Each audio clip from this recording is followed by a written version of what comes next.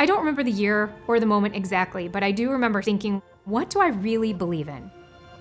What do I want the future to look like for future generations? And it did not take me long to focus in on the things that I truly believe in are my faith.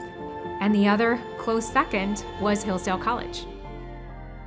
My route to Hillsdale is a bit of an interesting one because while I would definitely say it was one of, if not the best decisions of my life.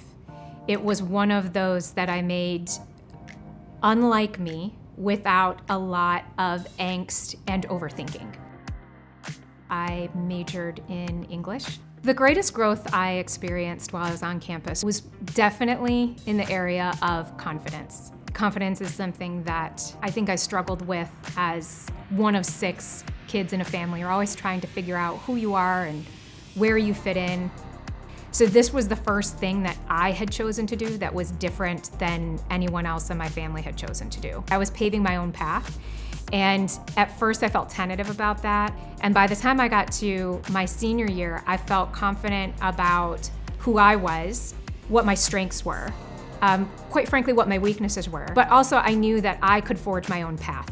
I felt confident I could go from there to a new environment in my postgraduate life and be successful as well.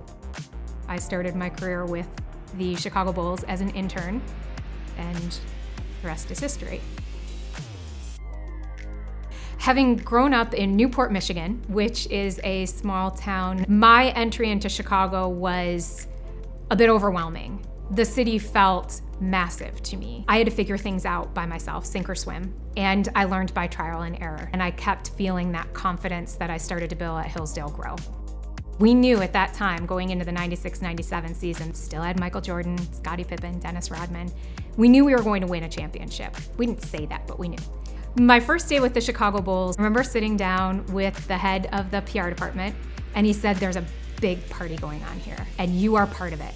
And it's exciting, but you'll be parking the cars outside. And every day of my career, I've remembered that because it reminds me every day to know your role and play that role as best as you possibly can.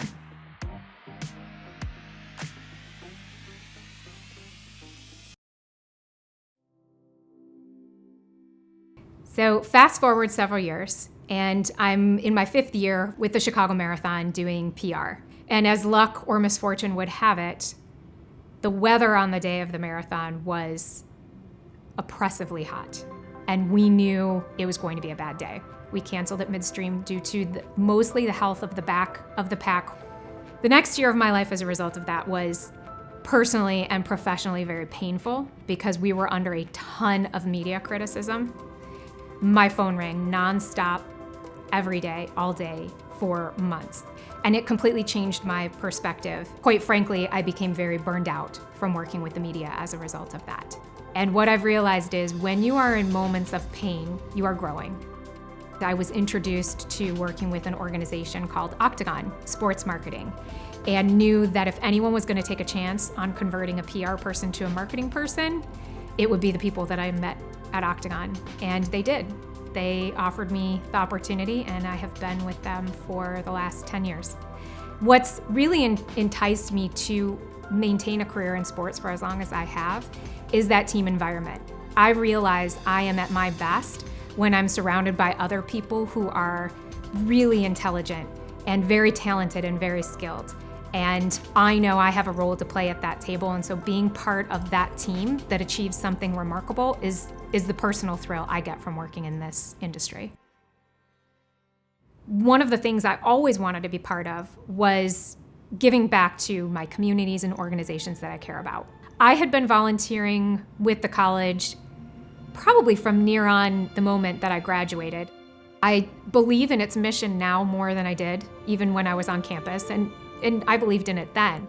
And at one point, I remember Gregor Hasted, who was the head of alumni relations at the time, said, "Would you ever consider joining the alumni board?" And my response was, would the alumni board ever consider allowing me membership?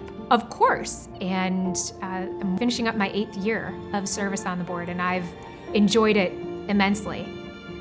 once I got onto the board, we looked at new ways to get alumni involved on campus. For the 2 years that I was president, it felt very much like any other consulting meeting I would go into with a client. And I'm a problem solver, so I'm looking at the college objectives and saying, here are the 10 things I think we can achieve and help you with over the next 10 years. It furthers my belief that things all come together at the right time. I think I was the right person at that time to be sitting at the table and talking about how we could shift and change and mold the board's role. Probably the most beautiful part of the board is a very familiar feel of family. Similar to debates that you might have on campus, we have those debates in the boardroom. At the end of the day, we all still have such an amazing time together. It reinvigorated my relationships through the college. You would think that we've been friends for decades. It's one of my favorite ways to spend my free time.